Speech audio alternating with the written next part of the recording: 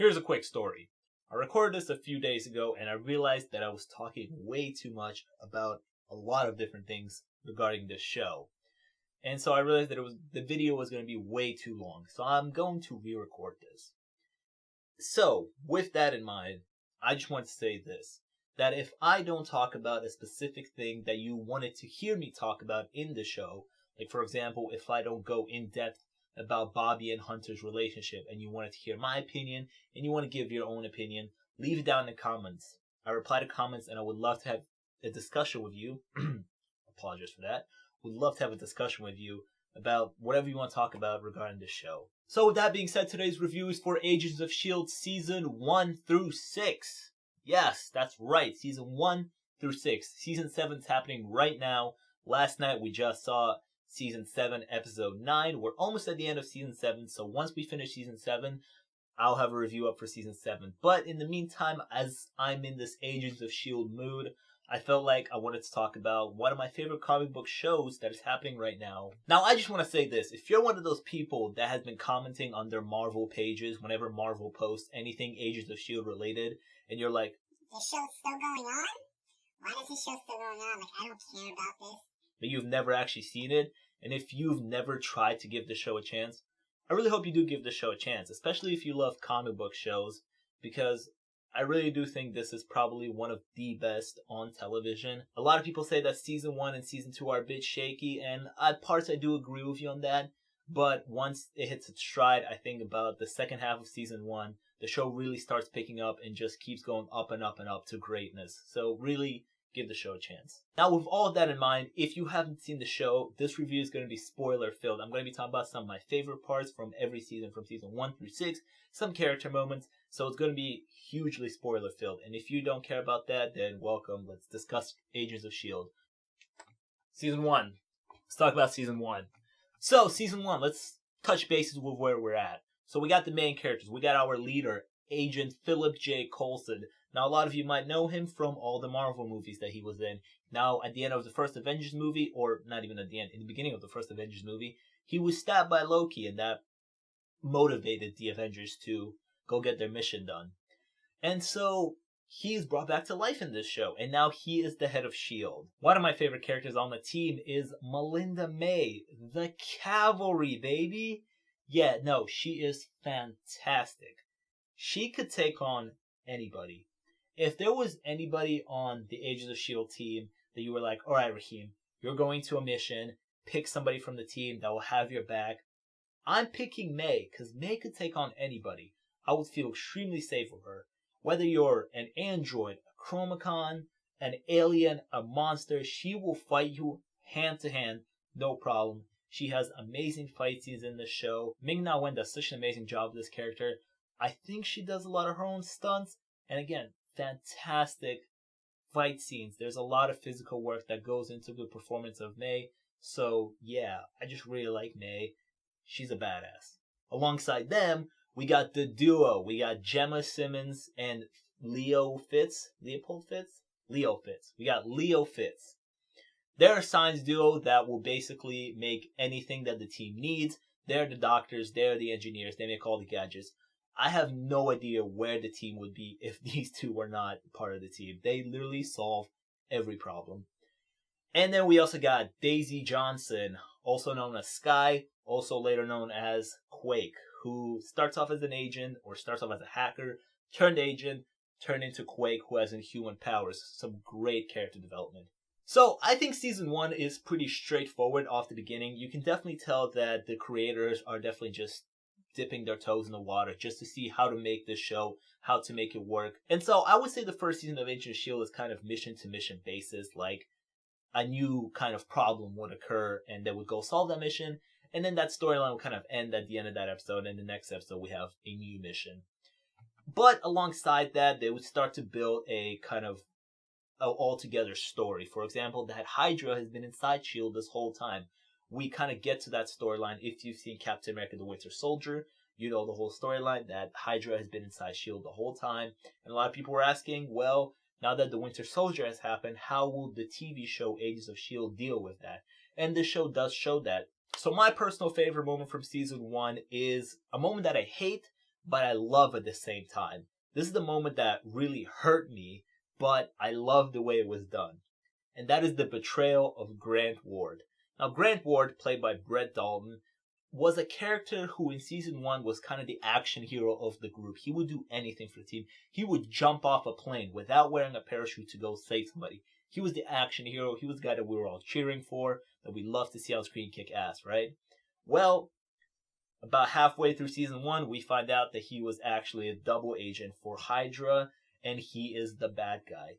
When I tell you that this betrayal hurt me like no other TV show or movie has ever hurt me. You know, you'll be watching a TV show or movie and a twist happens where the good guy is the bad guy. I've never had this kind of rage towards it.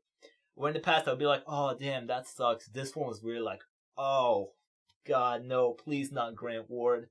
I literally went on my phone and looked up the character of Grant Ward, the comic book character, because I was like, please tell me if there's some other twist coming. And they were like, nope. Grant Ward was an agent of Hydra. He's the bad guy. That hurts so much. And it makes complete sense because a lot of people would be saying that, like, well, how did S.H.I.E.L.D. not know that Hydra was building inside it this whole time? Well, Grant Ward was right under our noses this whole time, and we cheered him on, and then he betrayed us. And it's so effective because our team feels betrayed by the guy they trusted. They really cared for him. They thought he was on their side. They thought he had their back the whole time. And he betrays them. And in certain ways, like I felt the same level of betrayal and hurt as our characters did. Because again, love Grant Ward the first few episodes of this first season. But yeah, when that betrayal hits, dude, I hate it, but at the same time I love it because it's done so effectively. It's done so effectively to tell the story of that Hydra has been under everybody's noses this whole time and nobody noticed it. Here's Grant Ward for you. Season 2. So now Season 2 I would say is a season that takes Agents of S.H.I.E.L.D. to new heights. Now by that what I mean is that now, not only are we still dealing with Hydra, because Hydra wasn't a one-off thing. You know, Hydra is going to be causing havoc for a while still. And we're still dealing with Grant Ward and Hydra and that stuff. But now we have Inhumans. We have some elements of superpowers and Inhumans and crystals and all of that. And I think that part takes the show to new heights. Because at the end of season 1, I would have never predicted that the next step would be, you know, a bunch of people getting superpowers and Inhuman storylines and stuff like that. Quick side note, I was once talking to somebody about Agents of S.H.I.E.L.D. and they looked at me and they were like, Agents of S.H.I.E.L.D., it didn't get good until they got superpowers. Well, I would disagree with that. I personally really enjoyed, you know, the gadgets and the missions that we were doing in season 1. Because Agents of S.H.I.E.L.D. is like a spy organization, right? So you would expect spies and stuff and some supernatural things because, you know, it's Marvel and it's comics and stuff like that. Yes. I wouldn't say that, like, that stuff was bad. Like, I would say that I did enjoy that, and I still do enjoy the human elements, you know, the human emotions that we have, the very human characters, but also, you know, when we start using the spy gadgets and the Quinjets and the Zephyrs and stuff like that. And I wouldn't say that, like, the superpowers, that the show only got good when the superpowers thing happened. I would say that still enjoyed that part, but the superpowers thing took the show to the next level, and I welcome it very much because I think that needed to happen to take the show to the next level. So what do we have in store for season 2? Now, season 2, I would say, is very Daisy-centered. Daisy, aka Sky, aka Quake, played by Chloe Bennett. I would say the season is very centered on her, and I mean, that would make sense, right? Because for first half of the season, we meet her dad, and we think that he might be the antagonist, right? Because he will do anything for his daughter. He's trying to reconnect with her, and it kind of comes off that he is kind of dangerous, right? But in the second half of the season, we meet her mom, who's even more dangerous and actually the real bad guy of this season. Also, we get a bunch of backstory on Daisy from her dad, from her mom. They start telling her about her childhood, her real name, because before this season, she was going by Sky. Now, if you're a comic book fan, you probably freaked out when you found out that her real name was Daisy Johnson. Personally, I don't read comics, so I had no real reaction to that, but I feel like that was supposed to be a big name drop that I missed. Another thing we have this season is the addition of side characters like Bobby and Hunter and Mac, who all kind of serve a bigger purpose in later seasons. Some serve a bigger purpose than others, like Mac and Bobby and Hunter leave eventually, but Mac still sticks around all the way to season 7 that's happening right now. So we get some great additions to the team. They're all great side characters. I love all of them. And we get some great developments between all of them in the next few seasons to come. I know it's going to sound bad to say this is my favorite part, but I'll give a reason. I'll give a reason why. Is the death of Agent Trip. So about halfway through the season, when Daisy does get her powers, Trip is there, and Trip unfortunately dies. Because the whole thing with how the Inhuman things work, they have these crystals, and only that produce this gas that only Inhumans are allowed to consume. You get built into a cocoon, and they basically explode, and voila, you're a new person, you have your superpowers. But if you don't have the Inhuman gene, and one of those gases or one of those crystals hits you, you're just going to turn to stone, and you're going to disintegrate like Thanos snapped you out of existence. Now, the only reason, and I really did like Trip. Trip was a fun character. He was a great addition to the team.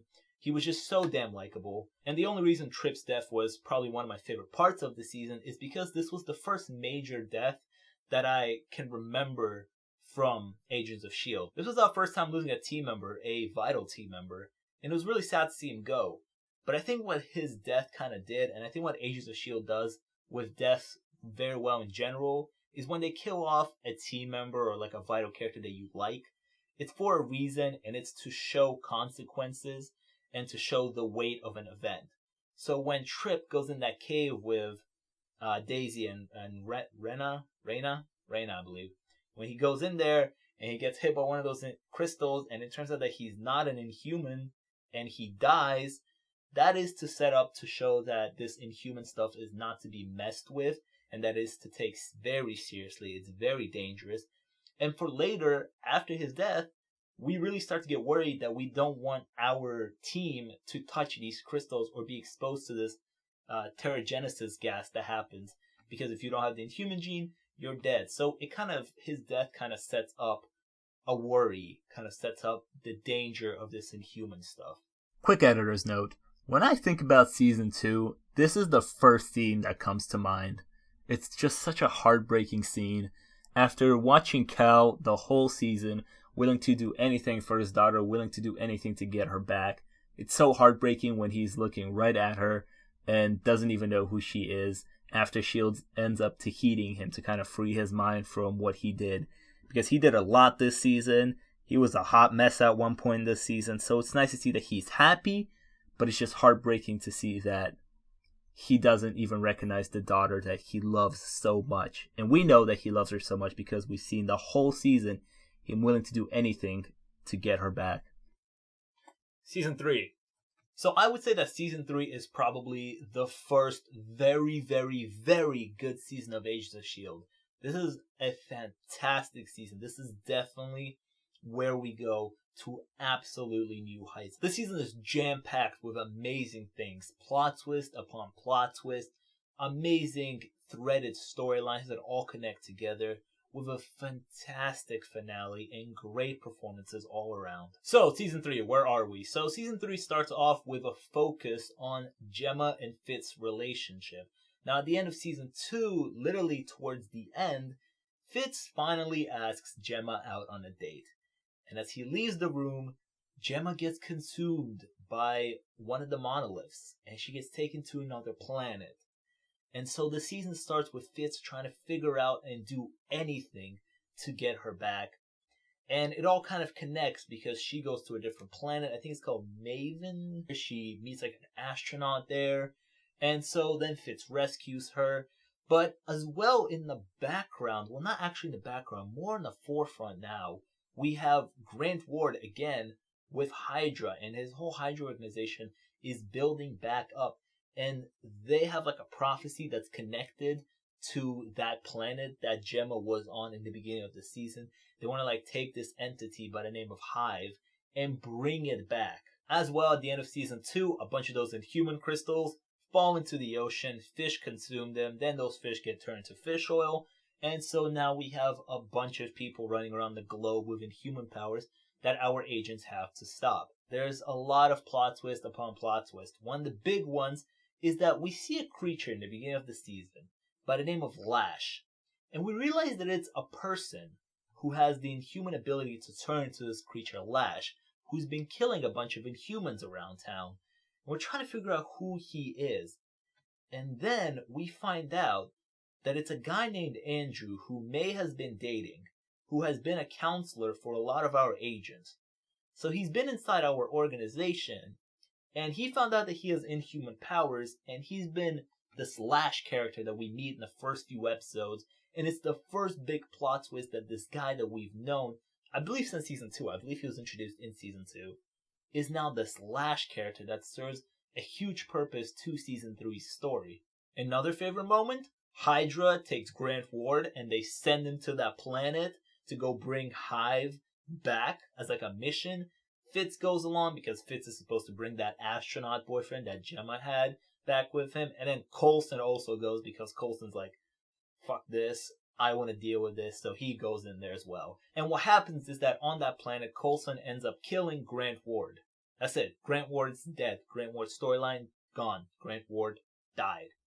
But we're not done seeing his face yet, because as it turns out, this Hive entity takes over like dead bodies. So this astronaut went to go save Gemma on the planet and unfortunately died. And then this entity Hive took his dead body. And then after Fitz ends up burning his dead body, that entity lashes on the next dead body that it sees, which turns out to be Grant Ward. So now Grant Ward turns into Hive.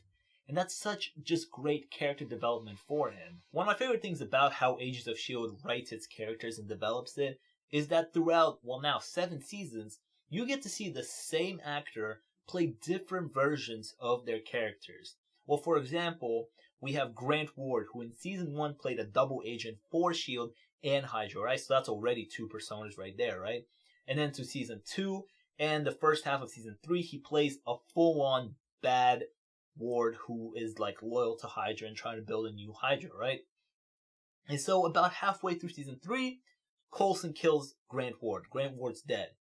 But the actor's still there, and now he's playing Hive, this outer world entity, right? So it must be like really fun for the actors to be part of this show, to know that your character gets developed and you get to play different versions of your character. You know, it's not the same thing over and over and over. Like, it feels like the writers and the creators of the show really want to test their actors. And I really love that it never kind of gets stale and we never see the same thing, the same characters over and over, you know. Characters change, characters develop. My other favorite things that I started to notice around this season and then moving forward is that no episode feels wasted, you know. It feels like every episode is moving the plot along and we're always focusing on the main story and we keep moving forward. Like you never tune into an episode and you're like, well, I feel like it had nothing to do with the main story and I feel like I wasted my time today. For example, The Walking Dead kind of gets stale nowadays. I know a lot of people dropped that show. I personally dropped it as well. The thing with The Walking Dead is that there's like 16 episodes per season and it starts to become that about 14 of those episodes are just characters doing the same thing over and over. A lot of times they're just walking. And then the big main thing that you're going to get, the big main plot twist, cliffhanger, the drama, the fun that you're going to get is going to be in the mid-season finale and the season finale. With Agents of S.H.I.E.L.D. though, I always felt like I never knew I could turn into the first episode of the season and I would get a giant plot twist. I could turn into the 4th episode of the season and I would still get a giant plot twist. Like I always felt like we were moving forward and no episode ever felt wasted. However, my all-time favorite moment of this season is Lincoln and Hive's death.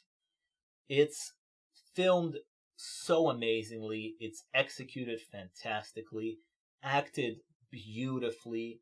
It's fantastic. It's one of my favorite season finales of any show that I've seen. It's definitely up there if I had like a list of those things. Really made me feel emotional listening to Daisy and Lincoln's last words to each other. My favorite thing is that, well, throughout the season, there's a person who has an ability that if you touch him, you see like people's deaths. And Daisy touched him and she saw this death coming of a S.H.I.E.L.D. agent on like a Quinjet that it was going to blow up. There's going to be a cross and everything. And so since that point on, we were trying to figure out who's going to die, right? Now the season finale comes and we're like, all right, cool. Now it's time to figure out who it was. And it's set up that Daisy, it looks like Daisy was going to be the one to die. She had the shield jacket on. She had the cross in her pocket. She was okay with it. She was like, this is my destiny. I have to do this. I have to be on that Quinjet. And then Lincoln takes it. And my favorite line is when Daisy tells Lincoln, this was my destiny. I have to do this. And Lincoln says, yeah, sorry, stole it from you. And he opens his hand, and you can see that he has the necklace that she saw in the vision in his hand. Like, he literally stole the necklace, and he stole what she thought was her destiny.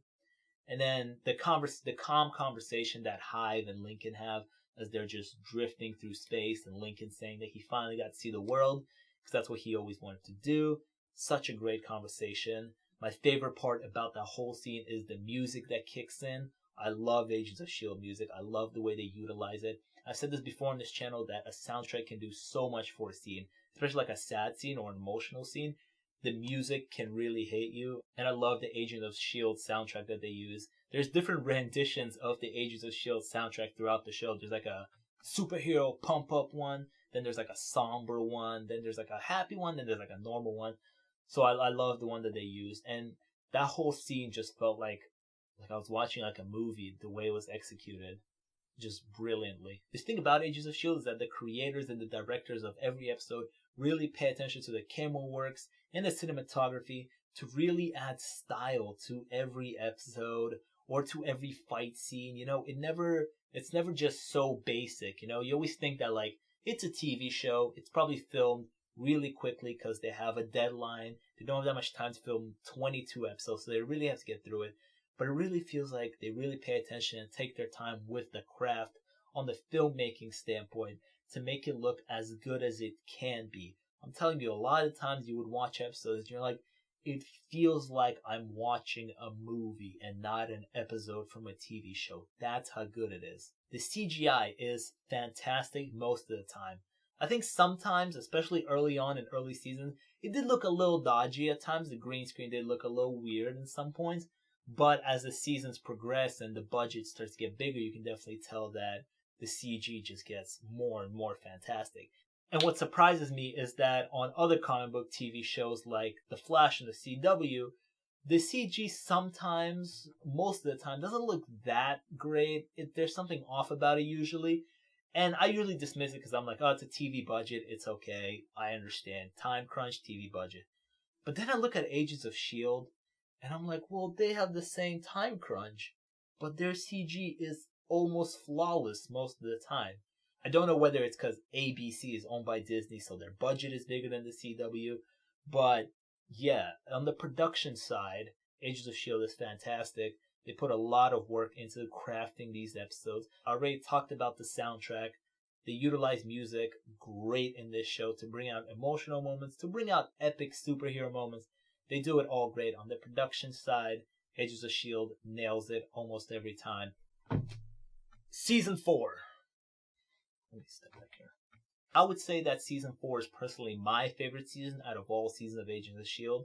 I love all of them. They're all great, but Season 4 is personally my favorite. It has so many layers, so many twists, so many great moments that I love.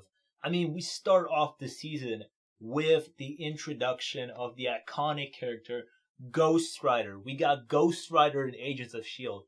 and he is awesome. Gabriel Luna is so cool as this character. I wish we got more of him. Now, what I love about Season 4 is its structure. And what I've noticed about Agents of S.H.I.E.L.D. after this season is the way the writers structure their seasons that I didn't actually think about before this. So this season starts off with Ghost Rider, magic, the Darkhold, stuff like that, right? So for the first few episodes, we're dealing with that.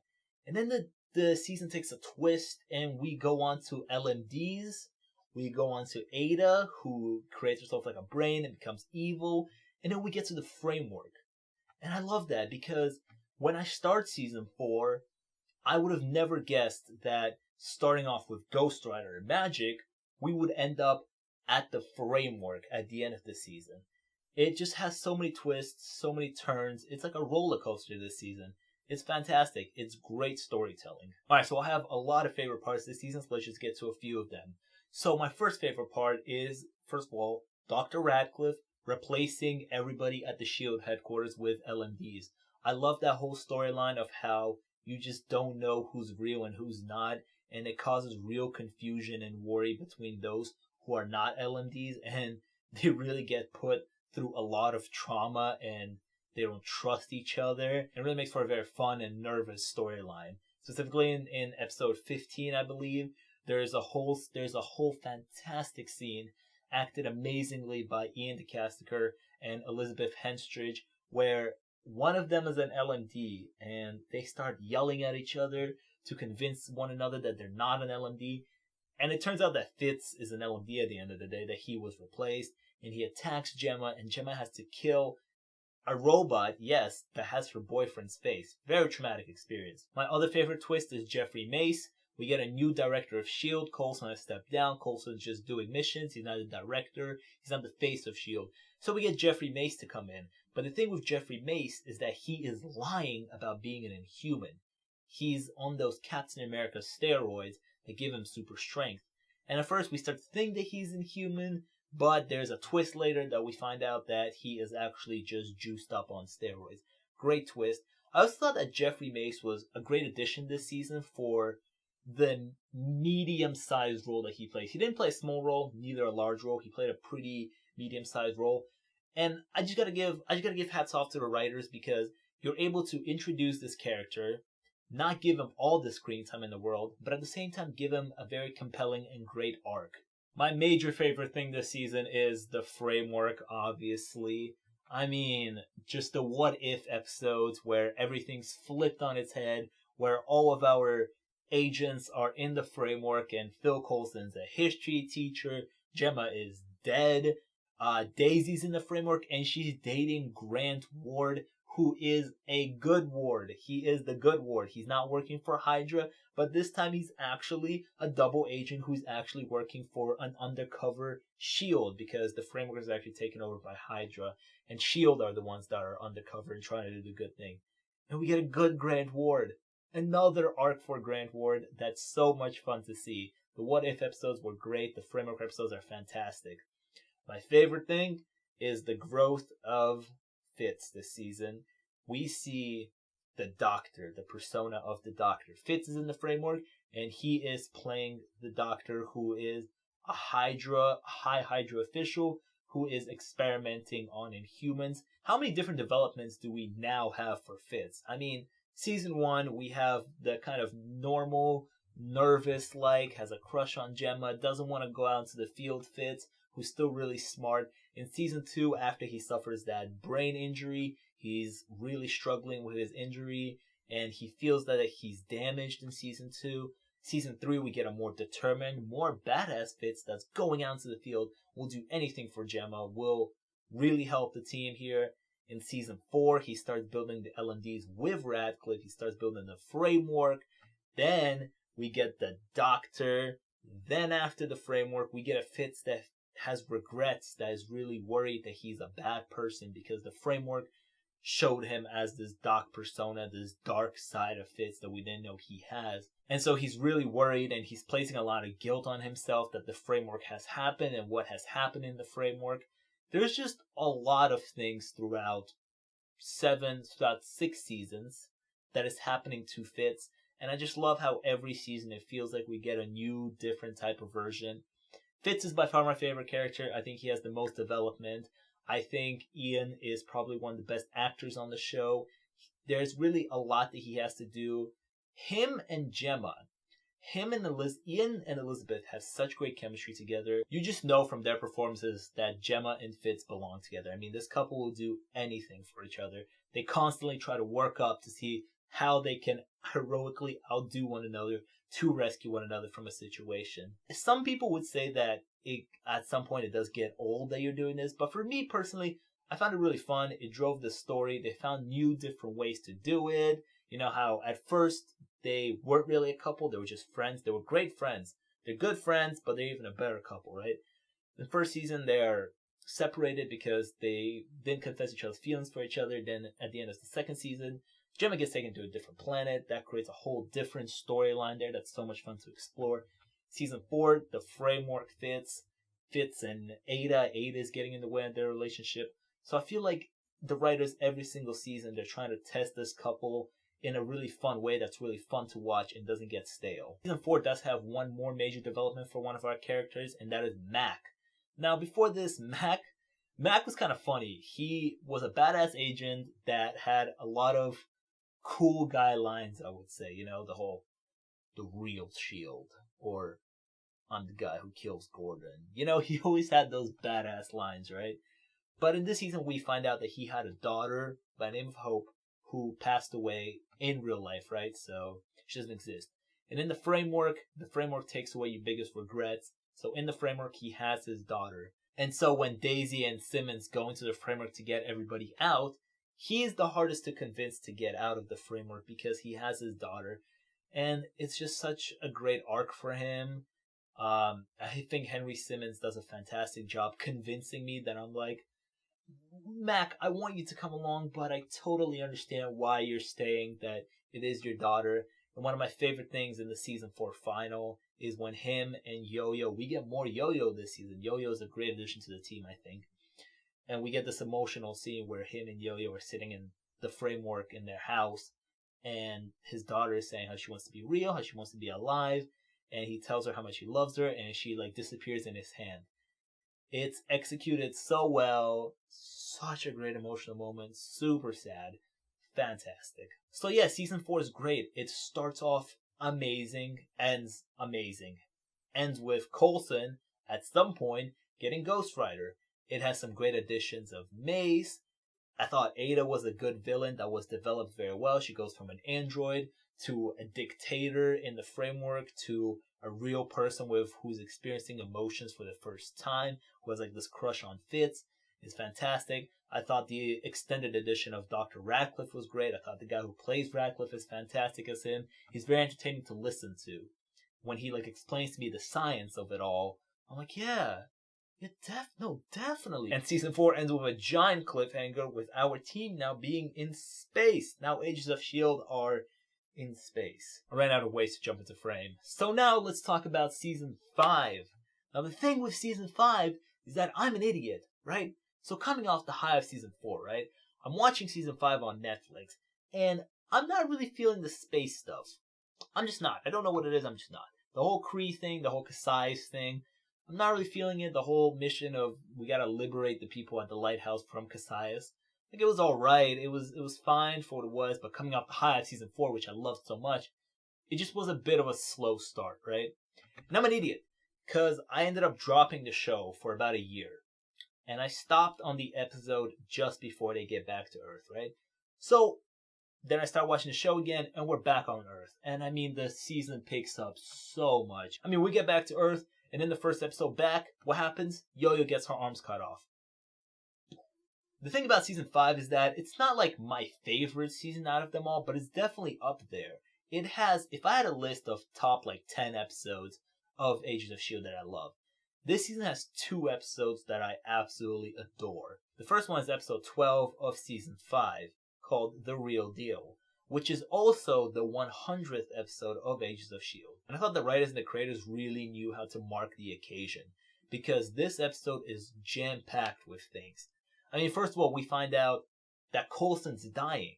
At the end of season 4, when Ghost Rider came to him, the deal was that Ghost Rider was going to take away whatever alien stuff was holding Coulson together after Loki's incident, and that now he's actually dying from those injuries that Loki gave him, but at a slow rate. But he's dying. We find that out. Very dramatic moment, amazing stuff by all the actors. Really made me feel some things there. But then we get the fear dimension that brings to life our characters' worst fears, which takes us on a throwback journey of some characters. Then we get an epic entry of a bunch of different S.H.I.E.L.D. agents, like Davis is back, Deathlock is back. Deathlock Mike, Mr. Peterson, is the one that started it all. He was in the very first pilot episode. And now he's in the 100th episode. It makes sense. He got to do some cool things. He shot some things. He saved the day. It was awesome. One of my favorite things about like the fear dimension in this episode is Coulson's greatest fear when Coulson has to go in there and close the rift. His greatest fear is not like a monster or anything that he has to take on physically. It's the first mission that he has after, Loki stabs him, which has to do with Deathlock. So he's there, and it's more mental. His fear is that he's scared that he was never brought back to life after Loki killed him, and that this is all fake. He never got to have his own team. He never got to have his own plane, his own gadgets. He never got to have this family that he built. Never got to raise a daughter like Daisy, He's afraid that he was never brought back to life, and he was never given a second chance to live the life that he felt like he never got to live. I love that because in that whole sequence, I knew it was fake. I was like, no, it's all real. But they were doing such a great job at convincing me. And in that moment, I was like, Coulson, I always thought you were such a great leader. You're a great character. Clark Gregg does such an amazing job with his character throughout all seasons. There's different variations of Coulson coming on later, but Clark Gregg does such an amazing job. You just love Coulson so much. And that episode made me think about how Coulson is a dreamer. He's a believer, He comes into the lab and he wants a flying car. He wants a cool gadget. He wants a hand that has a shield coming out of it, It feels like if I had all these gadgets, that I would also be dreaming of all these things. You're like, Coulson, you believe in the greater good. You love S.H.I.E.L.D. And you're just a dreamer, man, just like all of us. This episode has one of the moments that we've all been waiting for since this couple got together. We get a Fitz and Simmons wedding. And I love what they tell each other. Their vows are so slick. They're so amazing. I love when Fitz looks at her and tells her that I'm well aware I'm the luckiest man on any planet. I mean, what more can you say? That's just the perfect line when you've been all over the galaxy. You've jumped through universes. That's just the perfect line to say at your wedding to your fiance. And that's not all, folks. The thing is, there's one more big reveal in this episode, and that is that the new addition to the team, Deke Shaw, played by Jeff Ward, who's from the future, who came back with our team, is actually the grandson of Fitz and Simmons. I mean, what a twist that was. My mind was literally blown. I thought I've seen it all when I saw Fitz and Simmons get married, but no, one more thing in store. He's their grandson. And I think Deke is a great addition to the team. I'm not going to speak too much on him yet. We'll talk more about him in season 7 review because his arc is not done yet. And I'm going to make a prediction here that at the end of season 7, we're not there yet, but I'm going to make a prediction that he dies at the end of season 7. That he is going to die. So whenever his arc finishes in season 7, then we'll talk about him. For now, all you need to know is that I think he's a great addition to the team. And my other favorite episode is episode 14, where we find out that the framework has stuck with Fitz. I mean, through his brain injury, through the framework, he is now seeing this Doc persona. He's hallucinating about him. And I love that because the show is telling us that, hey, this framework thing, it wasn't a one-off thing. This really messes with people's minds, especially someone like Fitz who already has a brain injury. It's really going to mess with him. And so he's hallucinating, and because the fear dimension is still looming around, we start to think that maybe it's just an anomaly, like it's just one of those things. But it actually turns out that it was Fitz the whole time. He's having like a psychic split. So he needs to perform like this dangerous surgery to get Daisy's powers back. And the whole time we're thinking that it's the Doc persona doing it. But it turns out that it was Fitz all along and he's just having a psychic split. And I think this is where Agents of S.H.I.E.L.D. shows me that it's a very mature show. And it's really wants its audience to understand that, hey, these are real human characters and that their minds are going to be messed up. They're going to be suffering from such things as PTSD and things like that. That this framework thing, again, wasn't a one-off thing. That's really going to mess with one of the characters who puts the most guilt on himself about the framework. I love that whole twist. That was like an M. Night Shyamalan twist there. Since we're on the topic of brain injuries, I just want to say that my other favorite thing about Fitz is that his greatest weapon, which is his mind, is actually damaged throughout most of the show. That, like, his mind, he's the smart guy of the group. He will build you anything. But his mind is damaged, and a lot of his problems come from that injury that he suffered at the end of season 1. We see it played in season 2. Then we see it come back in like a framework type of way. Then in season 5, we see the framework and the injury all pile on top of him. And it's his mind just I just love that his greatest weapon, his mind, is actually damaged, like it's injured. It's such a great addition to the character. Season 5 offers me a character development that I did not know was going to happen or didn't know that I needed. And that is General Talbot. I mean, before all this, General Talbot was just this military guy who would compete with S.H.I.E.L.D., would compete with Coulson, go back and forth with them. And I would not have expected that he would become the destroyer of worlds, the one who split the Earth in half that we see in the beginning of the season. Because we think it's Daisy, but then we think it might be Ruby. Right? That's her name? Her name is Ruby? I think it's Ruby. We think that it might be her, but then Talbot turns into Graviton. I mean, what a character development for Talbot. Going again from this general that was kind of a side character, would always compete with S.H.I.E.L.D., have some banter with them back and forth, would actually become like a superhero, a warlord, who would ultimately almost destroy the Earth and be the main villain of Season 5. In the beginning of Season 5, I had no idea that was coming. I mean, in the beginning of Season 5, we all probably thought that Talbot was dead from that injury that he sustained at the end of Season 4. Again, just another great character development. Bravo, writers! Season 5 also has a great development for Daisy Johnson as a character. So Coulson's dying and he's passing on the mantle of director, leader to Daisy. And it seems like it would be the obvious choice because, again, she is probably the second lead to Coulson. And so it seems like it was the obvious choice, but I like the fact that Daisy shows that she's not ready for the title yet. She makes a few decisions that it's like, okay, you're not ready for this director job yet. And I like that they hand it to a more experienced veteran like Mac. Now, Daisy, I have no doubt that Daisy will someday become a leader of her own team, become a director, but I like that it showed that she's not ready yet. It would have been way too obvious if you just hand it to her, and it's not like I had a problem with it. I thought that, okay, yeah, she probably is the most obvious choice. But then the show surprised me by showing me that she still has flaws and that she's not ready for the title yet. But she'll get it someday. And in classic Agents of S.H.I.E.L.D. fashion, Season 5 has the heartbreaking Season 5 finale scene. And that is when Fitz died. Oh man, I was not expecting that. I was so upset for the few minutes that he was dead. Well, no, he actually died. But for the few minutes that I forgot that there was another Fitz for majority of the season. Again, because I took that 1 year break, I completely forgot that there was another Fitz out there, and it did not cross my mind, and I was so upset. Man, Agents of S.H.I.E.L.D. really know how to nail down a finale. They really know how to create such a great emotional moment to wrap up a season. Again, Season 1 we have... Oh, I completely forgot. In Season 1 we have Nick Fury cameo. We have Samuel L. Jackson make a cameo. That is fantastic. Nick Fury himself. Anyways, great stuff. Season 2, we have that heartbreaking scene with Daisy's dad that I talked about, where he doesn't remember his own daughter.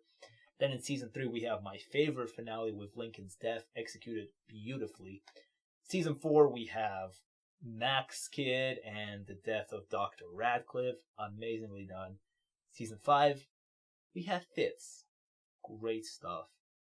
Again, Agents of S.H.I.E.L.D., the creators, the writers, really know how to create a big emotional moment to wrap up a season. And what's funny about Season 5 is that the finale of it does feel very conclusive. It does feel like it could be a series finale to wrap it all up. And the story is that the writers, the creators, didn't know if they were going to get another season from ABC. So they just wrote this as to wrap it all up. Like, if this is it, this is it.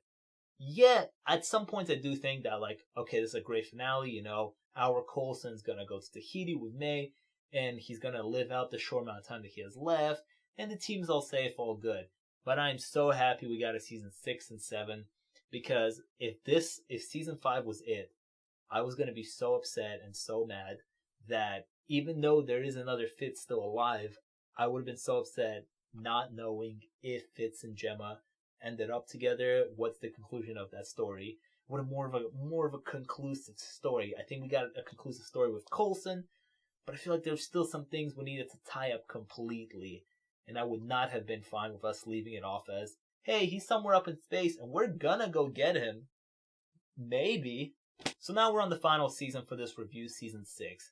What I gotta say about season 6 is that, well, like I told you the story about the last season, the writers didn't know if they were gonna get another season. So they got another season, 13 episodes, so they were like, let's just have fun with it. You definitely feel like they were having more fun with this season. There are some funny lines, some corny moments, like when Deke looks straight at the camera and smiles at it. Those kind of moments. You can definitely feel like they're having more fun. And to be honest, coming off the high of season 5, season 6 was a little bit of a disappointment. There was just something missing in that season. I think Izel as a villain was whack as hell. I think she was a pretty bad villain. Was not interested in it at all. I think the whole story of the magic and the space stuff and the Sarge thing was just kind of in general. I was more on Mac's side when it came to it. Like, May and Daisy were like, oh my god, Sarge has Coulson's face. Maybe we can get the real Coulson out of him. But Mac was like, guys, like, this guy's an alien. Like, he's not actually real. Like, we have to deal with this. What's funny is that I feel like there was a bit of jealousy with Mac, because you can definitely tell that this was the first time Mac was a director, and this guy who looks like Coulson, who everybody looked up to, comes in with Coulson's face, and now everybody's kind of like turning to him again. And Mac was like, no, I'm the director now, and you're not going to listen to this alien right now. And I like how Mac got the final kill on that. But season 6 did offer us the Chromacon storyline, which is carried into season 7, which we'll talk about again in my season 7 review. The thing about season 6 is that I feel like season 6 created a few plot holes that the writers wouldn't have created in past seasons. Again, them having much more fun with this season and kind of not maybe taking it as seriously as the other seasons. Not taking it seriously in like a bad way, you know? But I feel like there's some plot holes that are being created that the past season wouldn't have had. Like, for example, when Izel brings Flint from the future and Flint, like, builds her a monolith, Flint, like, gets an injury and disappears at the end of the season. Now, granted, I haven't finished season 7 yet, so maybe at the end of season 7, when our characters get back to their time, Flint will be there. But at the end of season 6, it felt like, where is Flint going? Is he gonna, like, disappear into his own time? Or what? What is the end of his story? It felt like that was a plot hole being created. Also, the way Sarge was created, I guess Sarge was created because Coulson, in that 12th episode of season 5, went into the space where the fear dimension was happening, and Sarge was created. But at the same time, Daisy went down there at the end of episode 14 to close the rift finally, and also Mike was down there to save Coulson in episode 12. So does that mean different versions of them were created throughout space? Or maybe there's something I didn't understand about how Sarge was created. I just felt like some plot holes started to creep in and started to be created. But like I said before, Agents of S.H.I.E.L.D. has this thing where they would split their seasons in half. One storyline would happen in the first half, and kind of a different storyline would happen in the second half, and they would connect, but they would connect to each other. Like in season 5, we're in space, and the second half of season 5, we're on Earth, right? So a little bit differently, but they interconnect with each other, right? So I feel like season 6 and season 7 should be connected together. They're both 13 episodes long each. Now before this, we had 22 episode seasons, just one season. So I feel like both of these seasons should combine to make one big 26 episode season. However, my favorite moment from season 6 was episode 6, which was a Fitz and Simmons centered episode. I feel like I've been talking a lot about Fitz and Simmons this episode. I'm really sorry, but they're just great characters, and I love their relationship. They're fantastic. In this season, we get a more badass Simmons, I would say. Like, she is willing to do anything to get Fitz back to find him, right? So they find each other, and the Chromacons put them in a mind prison of their own minds. And I feel like that's such a fun episode. There's a lot of things that happen there between not only their relationship, but also just moving the story along. Because one of the big concerns was that in season 5, Fitz had such a great arc. He faced so many different things, and he died. And the thing is that in the beginning of season 6, we were going to get kind of an older version of Fitz that didn't go through the things that Fitz went in season 5, if that makes sense, right? So he didn't have the same arc or experiences. So it was like, how long is it going to take to catch him up with what he missed? Well, not that hard. It's all going to be one episode, one mind-bending episode where Gemma is going to tell him all these things in a very creative and fun way. Both actors, again, fantastic together on screen, really make that episode. And yeah, I think that episode is probably my favorite episode out of the whole season 6. Season 6 was just a little bit. It was a downgrade from season 5, I would say. Definitely was. Again, Aizel as a threat, kind of a whack villain. Didn't care much for the space mythic storyline that was happening in that season. And yeah, kind of left me a bit disappointed, but it led into season 7, So that's the conclusion for my review of season 1 through 6 of Agents of S.H.I.E.L.D. I think Agents of S.H.I.E.L.D. is definitely one of my favorite comic book TV shows happening right now. I would personally say that, I've always said this, my favorite superhero comic book TV show is Netflix's Daredevil. But honestly, the more I watch Agents of S.H.I.E.L.D., and the more I think about it, Agents of S.H.I.E.L.D. definitely could challenge for number 1. There's just so many things happening. I just love the show so much. Again, if you've never given the show a chance, please consider it. I know season 1 can be shaky at times, but there's a lot of things that are happening, a lot of developments. It's a great show in general. And again, if I didn't talk about a specific thing that you would have liked to hear me talk about the show, leave it down in the comments. Give me your thoughts about some things that I talked about or didn't talk about the show. I would love to have a discussion with you. Like I said, I reply to comments. Don't get a lot of them, but I love to reply to comments and have a discussion with people about this kind of stuff. Make sure to like, subscribe, and let's hope for a great finale for season 7.